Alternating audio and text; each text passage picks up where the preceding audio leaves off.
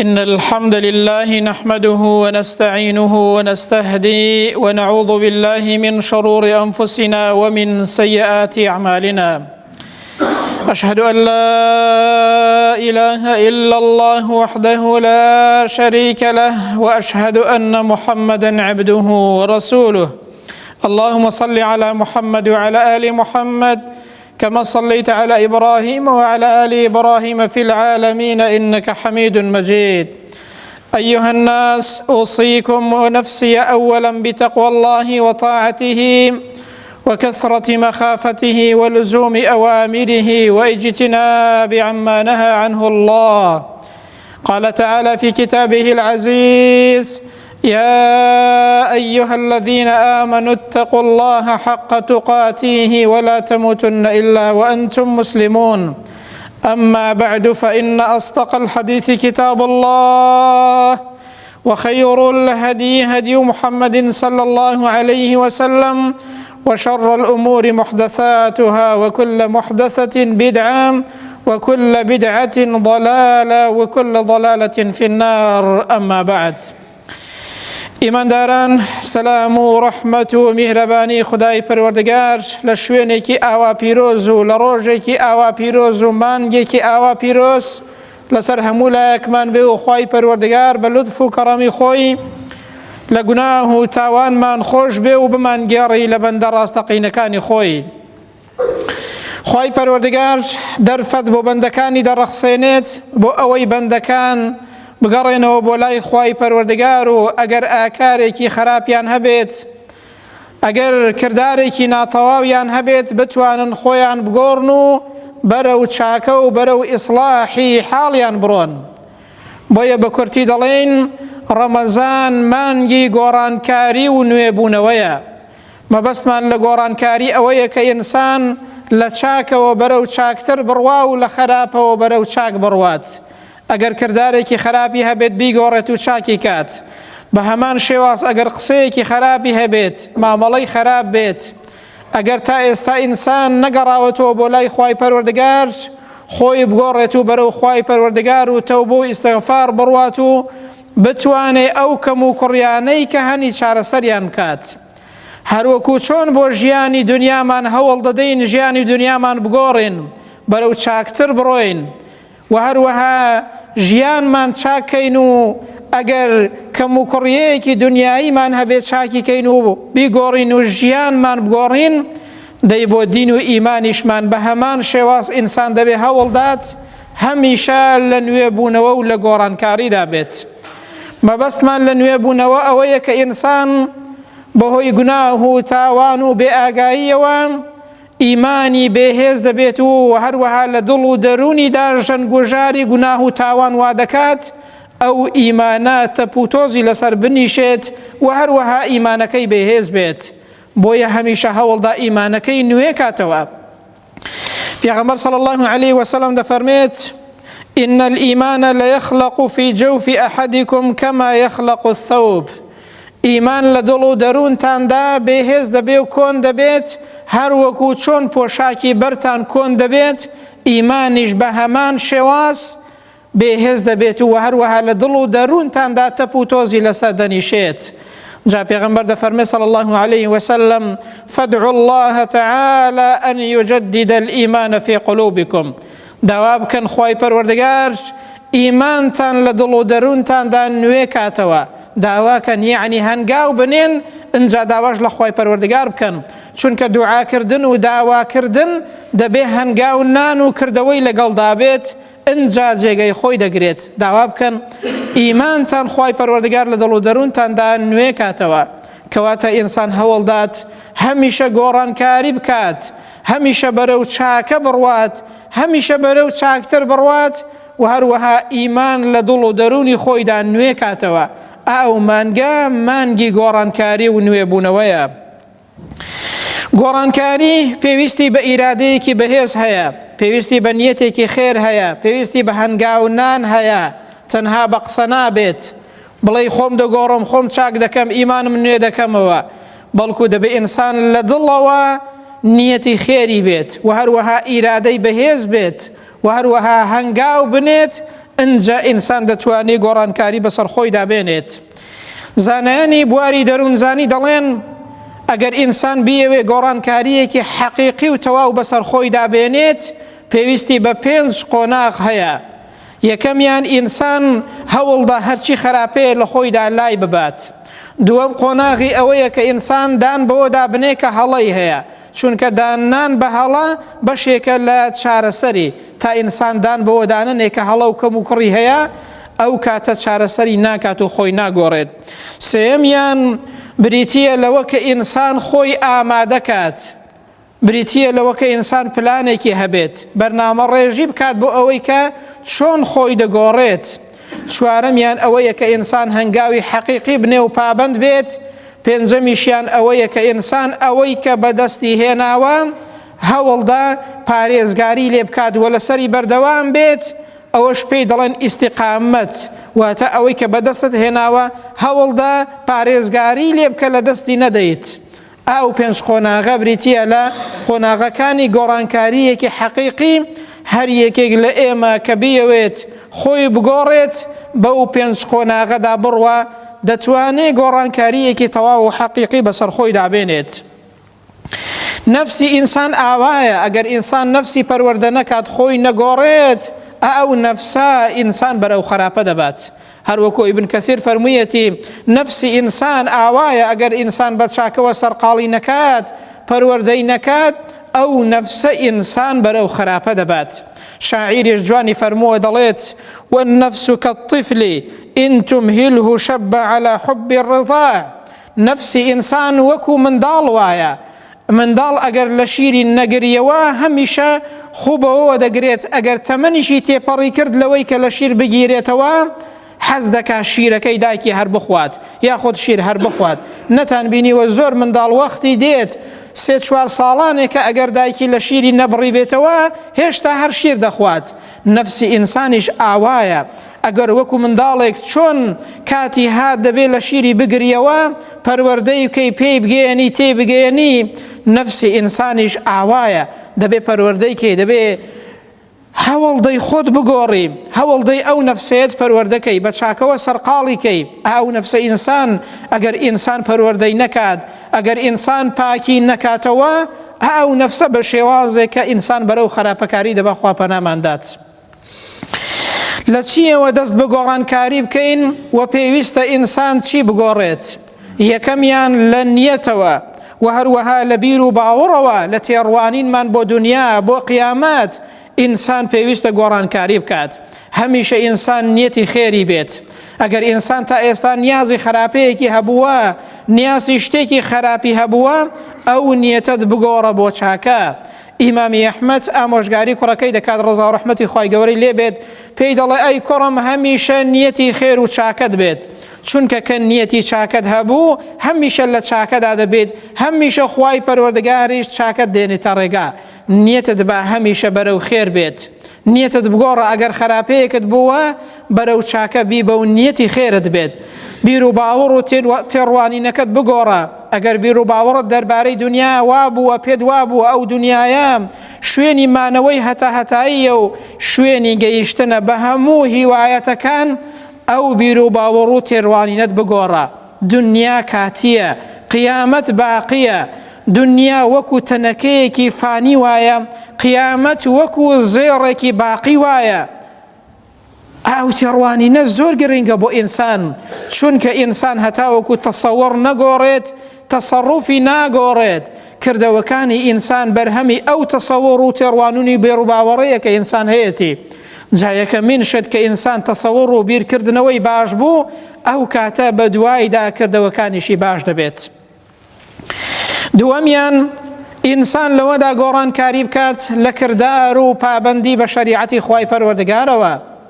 ئەگەر تا ئێستا ئینسان تەواو پابند نەبووە بە شەریعەتی خوای پەروەردگارەوە کە زۆر بەمان لەوەدا کێشەمان هەیە، ئێستا هەوڵدە پابەندی شەریعەتی خوای پەروەردگار بە لە ژیانی ڕۆژانەتدا لە هەموو لایەنەکانی ژیانتدا. پێغەمبەر صلی الله علیه وسلم فێرمان دەکات، پێمان دەفەرمێت الصیام جنة، ڕۆژ و قەڵغان و پارێزەری ئینسانە. پارێزەری ئینسانە لە سزای خوای پەروەردگار و پارێزەری ئینسانە لە خراپە و لە خراپەکاری. دەبێت ئەو ڕۆژوە فێری چاکەکاریمان کات، ئەو ڕۆژوە لە خراپە بمان گێڕیتەوە. بۆیە پێغەمبەر دەفەرمێ صلی الله عليه وسلم نابێ ئینسان وەختێ بە ڕۆژوە قسەی خراپ کات، خەیاڵی خراپی بێت، کار و کردەوەکانی خراپ بێت.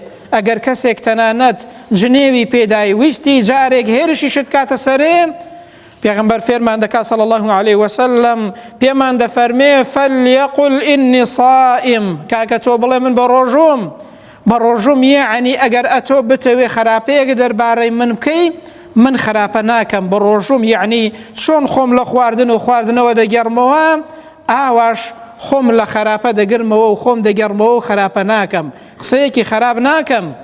لە فەرمایشتێکی ترا پێغەمبەر دەفەرمێ صلی الله عليه وسلم من لم يدع قول الزور والعمل به فليس لله حاجة في أن يدع طعامه وشرابه. ئەگەر ئینسان واز لە قسەی خراپ نێنێت، واز لە ئاکاری خراپ نێنێت، خوای پەروەردگار پێویستی بەوە نییە ئینسان خۆی تین و برسی کات، پێویستی بە عیبادەتی ئێمە نییە، ئەو عیبادەتە بۆ ئێمەیە، بۆ ڕاستکردنەوە و خۆگۆڕینی ئێمەیە، بۆ ئیسلاحی حاڵی ئێمەیە. دەی پێغەمبەر فێرمان دەکات صلی الله عليه وسلم ئینسان پێویستە وەختێک بە ڕۆژووە خۆی لە قسەی خراپ بگرێتەوە، خۆی لە ئاکاری خراپ بگرێتەوە.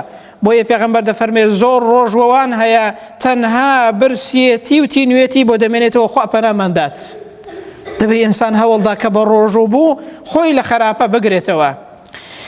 جارێکیان سواری تەکسیەک بووم، ڕەمەزان بوو کە سەرکەوتم، ئەو سایق تەکسیە گۆرانی حەسەن زیرەکی هەڵکرده بوو. گوتم کاکە ئەی ڕەمەزان نییە بۆچی ئەوەت هەڵکردووە لە ناو تەکسیەکەتدا؟ گوتی وەڵا خۆوایە وەڵام مامەستا بڵێم چی وەڵا هەڵم کردووە. ئەی گوتم کاکە ڕۆژوو کە فێرت نەکات ئینسان خۆی لە گۆرانیەکی حەرام بگرێتەوە، ئەی ئەو ڕۆژوە فایدەی چییە؟ ئەگەر لە خراپە نەتگرێتەوە، ئەگەر ڕێگەریت نەکات، ئەگەر فێرت نەکات، ئینسان پابەندی شریعەتی خوای پەروەردگار بێت، دەی ئەو ڕۆژوە و نوێژوە ئەو نوێژە بەڕاستی تەواو نییە، ئەو عیبادەتە تەواو نییە. عیبادەت بۆ ئەوەیە کە ئینسان خۆی بگۆڕێ و ئیسلاحی حاڵی بکات. ئەی چەند لە گەنجەکانی ئێمە ئەوڕۆ بە ڕۆژوون بەڵام گوێ لە گۆرانی حرام دەگرێت، بەڵام تەماشای فلیمێکی حرام دەکات، تەماشای خراپە دەکات، قسەی خراپ دەکات، لە خراپە ناگەڕێتەوە خوا پەناماندات. ڕۆژوو فێرمان دەکات ئینسان پابەندی شریعەتی خوای پەروەردگار بێت. برایەک باسی کرد، گوتی جارێکیان ئافرەتێکم بینی کە لەگەڵ ماڵەوەیاندا لە سەفرە بوون، گوتی وەختی نوێژ چوو لە شوێنێک بەرگی نوێژی لەبەر کرد و خۆی جوان داپۆشی نوێژەکەی کرد، بەڵام وتی زۆر پێم سەیر بوو، لە دوای نوێژەکەی چوو لە پەنای بەردێک بەرگی نوێژەکەی دانا و بۆ بە سفور و سەر و قۆڵی ڕوود بوو، ئەعزایەکانی زۆربەی بەدەرەوە بوو لە دوای نوێژ. بەڕاستی ئەوە نوێژ نییە. ئەی خوشکی بەڕێز ئەو نوێژە فێری نەکردی کە حیجاب واجبە؟ ئەی ئەو خوای پەروەردگاری کە نوێژی بۆ دەکەی ڕووی تێدەکەی پێی نەفەرمووی کە حیجاب واجبە؟ إن الصلاة تنهى عن الفحشاء والمنكر. خوای پەروەردگار دەفەرمێت نوێژ ڕێگەری لە ئینسان دەکات لە خراپە و خراپەکاری. ئەی عەجایب تۆ نوێژ دەکەی بەڵام فێری چاکەکاری نەبوویت. ئەی تۆ ڕوو دەکەی ئەو خوای پەروەردگارە بۆ بە قسەی خوای پەروەردگاریش ناکەی خۆتدا ناپۆشی. ئەی چەند لە دایکان و خوشکانمان ئەوڕۆ ڕوو دەکەنە خوای پەروەردگار لە نوێژەکانیاندا و بەڕۆژوون، بەڵام واز لە قسەی خراپ نایەنن، بەڵام واز لە ئاکاری خراپ نایەنێت، بەڵام واز لە غیبەت و بوختان نایەنێت، بەڵام دەچێت سحر دەکات پێی ئاساییە، بەڵام خۆیدا ناپۆشێت و پابەندی شریعەتی خوای پەروەردگار نابێت. ڕۆژوو ئینسان فێری چاکەکاری دەکات، فێری تەقواداری دەکات، فێری گۆڕانکاریمان دەکات. بەڕاستی ئەو ڕۆژوە و ئەو عیبادەتە تەواوە کە ئینسان بەهۆی ئەو عیبادەتەوە بتوانێت خۆی بگۆڕێت.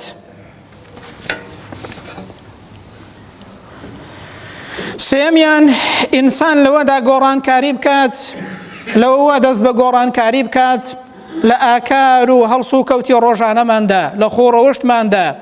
ئەگەر ئینسان ئاکار و مامەڵەی تەواو نەبووە، ئەگەر ئینسان لەگەڵ خەڵکدا گونجاو نەبووە تا ئێستا ئەو ڕەمەزانە دەرفەتێکە بۆ ئەوەی کە ئاکار و ڕەوشتمان باشکەین، بۆ ئەوەی کە مامەڵەمان باشکەین.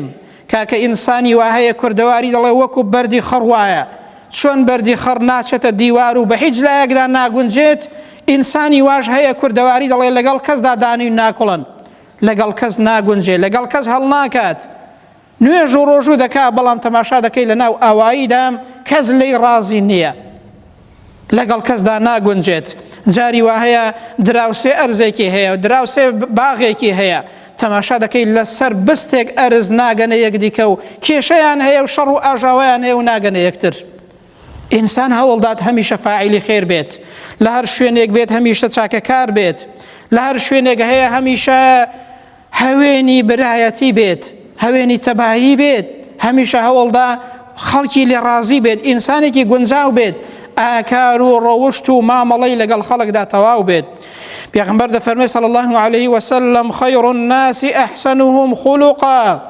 چاکترین ئینسان چاکترین کەس کێیە ئەو کەسەیە کە باشترین خۆڕەوشتی هەیە باشترین و جوانترین مامەڵەی لە ناو کۆمەلگادا هەیە ئەو کەسە چاکترین کەسە چاکترین موسڵمانە ئەو کەسەیە کە لەگەڵ خەڵکدا باشە ئەو کەسەیە کە خوڕەوشت و ئاکاری زۆر جوانە و ئینسانێکی گونجاوە موسڵمانێک گێڕایەوە باسی کرد گوتی مامۆستا جارێکیان ئەرزێکم کڕی لە شوێنێک دراوسەیەکم لە لایەکی ئەرزەکەمەوە ئەرزێکی زۆری هەبوو بەتاڵایی و بۆشاییەکی زۆر بوو هەموو ئەرزی ئەو بوو گوتی بۆ سەر ئەرزی خۆم ڕێگام نەبوو بە سیارە بێمەوە ناو ئەرزەکەم گوتم فلان کەس تەنها 1 متر ئەرزەکەم پێ بفرۆشە چەندی پارەت دەوێت دەمێ گوتی کە زانی پێویستم بە ئەرزەکەی ئەو هەیە گوتی بەخوان نایدەم سەر بەسەر پارەم بدەیە نایفرۆشم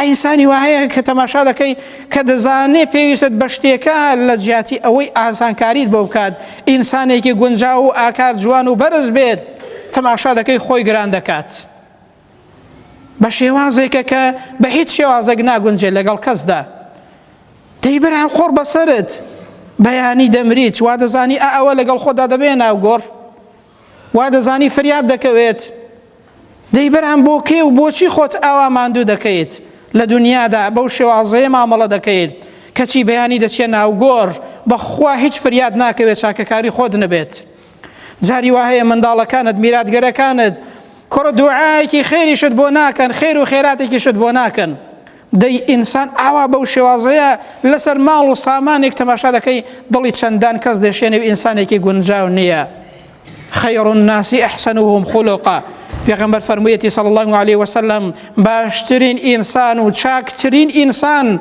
ئەو کەسەیە کە مامەڵەی جوانە ئەو کەسەیە کە خۆڕەوشتی جوانە ئەو کەسەیە کە چاکترین مامەڵەی هەیە چاکترین خۆڕەوشتی هەیە ئاکاری زۆر بەرزە ئینسانێکی گونجاوە ئینسانێکی چاکەکارە لە هەر شوێنێکە فاعیلی خەیرە لە فەرمایشتێکدا پێغەمبەر صلی الله عليه وسلم وەختێک عەرزی دەکەن ئەی پێغەمبەری خوای صلی الله عليه وسلم فلان ئافرەتە نوێژی هەیە و ڕۆژووی هەیە و خێریش دەکات بەڵام تەنها ئەوەیە وتؤذی جیرانها بلیسانها گوتیان بە زمانی دراوسێکەی ئەزیێت و ئازار دەدات پێغەمبەر فەرمووی صلی الله عليه وسلم لا خير فيها هي في النار خێر لەوەدا نییە ئەوە لە ئاگەردایە ئینسان نوێژ و ڕۆژووی هەبێت خێری هەبێت بەڵام بەهۆی ئەزیەت و ئازاردانی خەڵکەوە جاری وا هەیە نوێژ و ڕۆژەکەشی پاداشتی کەم دەکاتەوە